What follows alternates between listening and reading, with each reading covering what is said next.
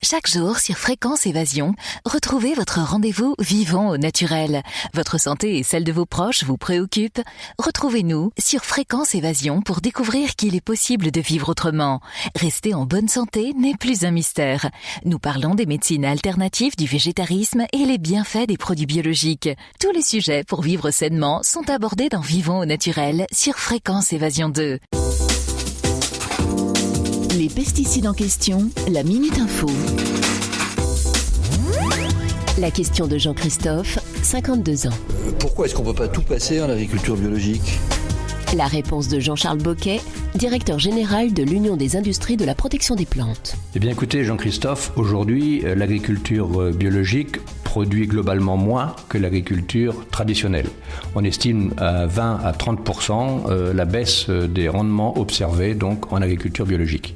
Par ailleurs, selon les prévisions donc des démographes, nous serons plus de 9 milliards d'habitants sur Terre à l'horizon 2050. Les comportements alimentaires vont changer. En Asie du Sud-Est en particulier, donc les gens aspirent à manger davantage de viande.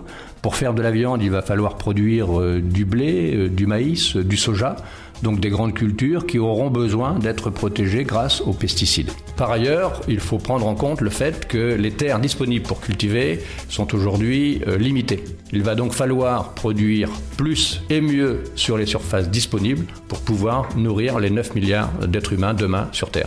Ceci étant dit, l'agriculture biologique pourra s'utiliser en complément de l'approche traditionnelle. On pourra parler de complémentarité des méthodes de protection des cultures très rapidement. Renseignez-vous aussi sur info-pesticides.org.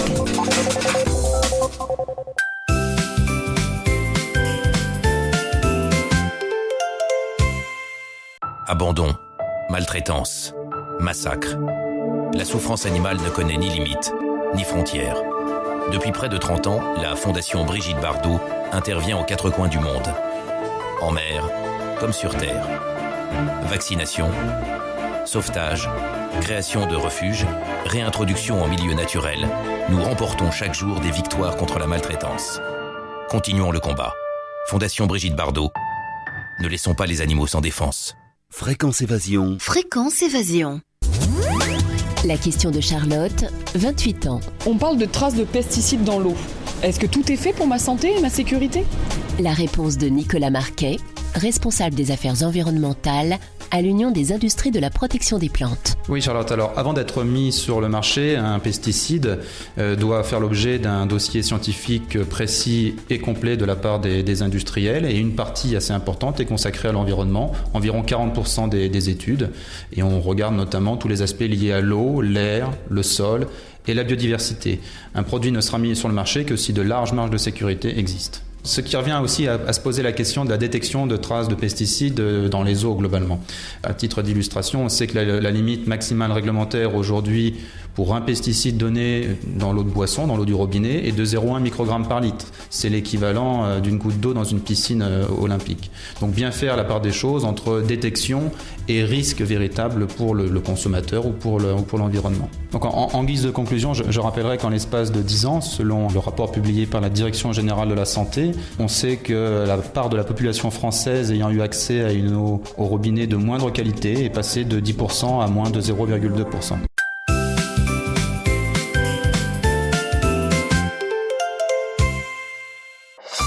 Soyez les acteurs de Fréquence Évasion. Réagissez à chaque instant dans le direct live au 09 79 35 29 60. Exprimez-vous en toute liberté sur la ligne des auditeurs 09 79 35 29 60. Fréquence Évasion, l'interactivité et la libre expression. Fréquence Évasion, la radio qui fait parler les gens du Sud. La question de Laurent, 30 ans. On entend souvent dire que la France est le plus gros consommateur de pesticides, est-ce vrai ? La réponse de Jean-Charles Boquet, directeur général de l'Union des industries de la protection des plantes. Eh bien écoutez Laurent, vous avez raison lorsque l'on considère les volumes mis en marché en France. Comme vous le savez, la France est un grand pays agricole. Nous avons la chance d'avoir la plus grande superficie cultivée en Europe, ce qui explique en partie les utilisations fortes de produits en France. Lorsque l'on prend en compte les surfaces cultivées et que l'on ramène les quantités utilisées par rapport aux surfaces cultivées, à ce moment-là, la France est dans la moyenne européenne. Ce qu'il faut noter aussi, c'est que tout en étant globalement utilisateur important, les quantités ont diminué de façon significative ces dernières années, puisque entre l'an 2000 et 2006, les quantités ont baissé de 35% en volume. Cette baisse des utilisations s'explique grâce aux efforts de la recherche, avec des produits de plus en plus ciblés, mais également, et je dirais surtout, par le comportement des agriculteurs qui raisonnent de plus en plus leurs interventions et qui n'utilisent les produits que lorsque cela est nécessaire.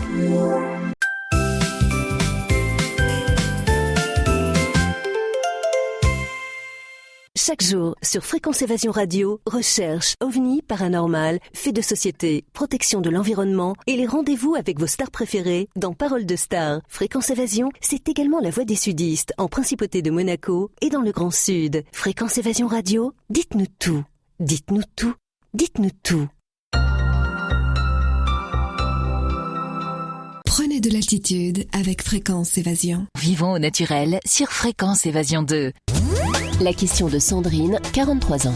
On dit que manger des fruits, c'est manger aussi des pesticides. Y a-t-il vraiment un risque pour ma santé ? La réponse de Michel Urtis-Béréa, toxicologue et responsable homologation pour l'Union des industries de la protection des plantes. Sandrine, merci pour cette question. J'ai souvent la même à l'intérieur de ma famille. Alors déjà, je voudrais vous dire que dans le cadre de la mise sur le marché des pesticides, qui est l'homologation, eh bien, on conduit des études chez le rat et la souris pour évaluer la capacité ou non des produits à induire le cancer chez l'animal. Donc il y a beaucoup de données qui existent pour montrer que les produits ne présentent pas de risque. Et de ce fait, en termes de risque réel à ce jour, aucune étude n'a mis en évidence de lien entre une maladie et l'exposition des consommateurs à des résidus de pesticides. Au contraire, les populations les plus consommatrices de fruits et légumes sont aussi les mieux protégées vis-à-vis des maladies cardiovasculaires et des cancers. Je voudrais aussi vous rappeler que des gestes aussi simples que laver ses légumes contribuent à enlever une bonne partie de ces pesticides présents en quantité faible. D'autre part, si vous considérez des céréales par exemple, si on ne traite pas avec des pesticides, on va avoir des mycotoxines qui sont des toxines naturelles et ces toxines sont néfastes pour votre santé. Donc on a vraiment besoin de traiter avec les pesticides.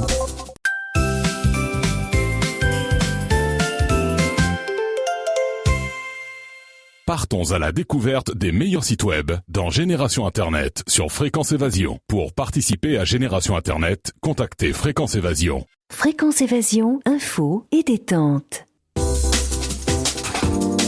Les pesticides en question, la Minute Info. La question d'Alain, 48 ans. Mon voisin est agriculteur. Est-ce qu'il prend des précautions quand il utilise des pesticides ?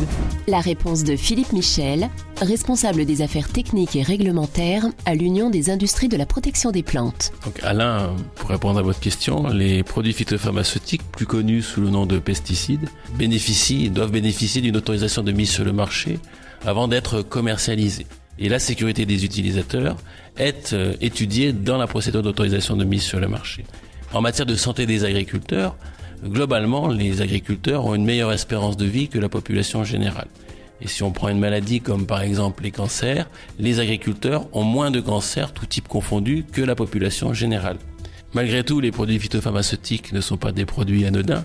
Ils doivent être manipulés avec précaution, en suivant notamment les recommandations d'emploi qui figurent sur l'étiquette et en mettant en œuvre les bonnes pratiques, c'est-à-dire en ayant un matériel bien réglé, en organisant son travail et en se protégeant pour que justement les agriculteurs limitent leur exposition et préservent ainsi leur santé. C'est pourquoi il est important qu'un maximum d'agriculteurs soient formés à ces bonnes pratiques d'utilisation des produits.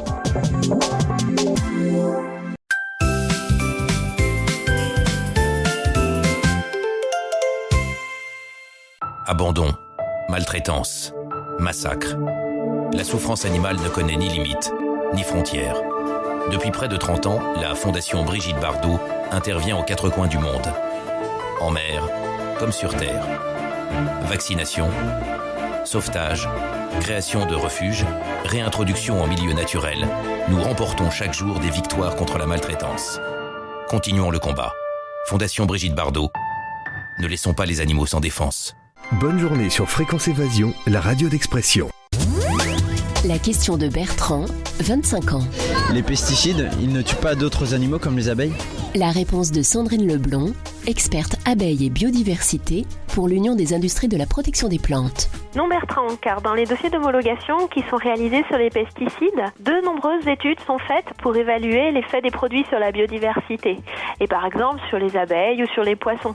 En ce qui concerne particulièrement la surmortalité des abeilles, l'Agence française de sécurité sanitaire des aliments a expliqué dès 2002 qu'il existait plusieurs causes au phénomène, et en 2009, elle a parlé de 40 causes de surmortalité, comme par exemple les maladies des abeilles, et principalement un acarien, le varroa, ou bien la malnutrition des abeilles, principalement due à des carences en pollen.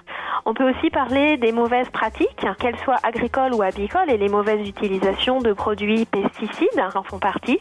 Dans ce rapport, aucun lien n'a pu être établi par les scientifiques entre les surmortalités massives d'abeilles et les pesticides dans les conditions normales d'utilisation de ces produits. Mais de toutes les manières, nous continuons activement à travailler avec les apiculteurs pour lancer avec eux des projets très concrets sur le territoire et en lien avec eux. Renseignez-vous aussi sur info-pesticides.org.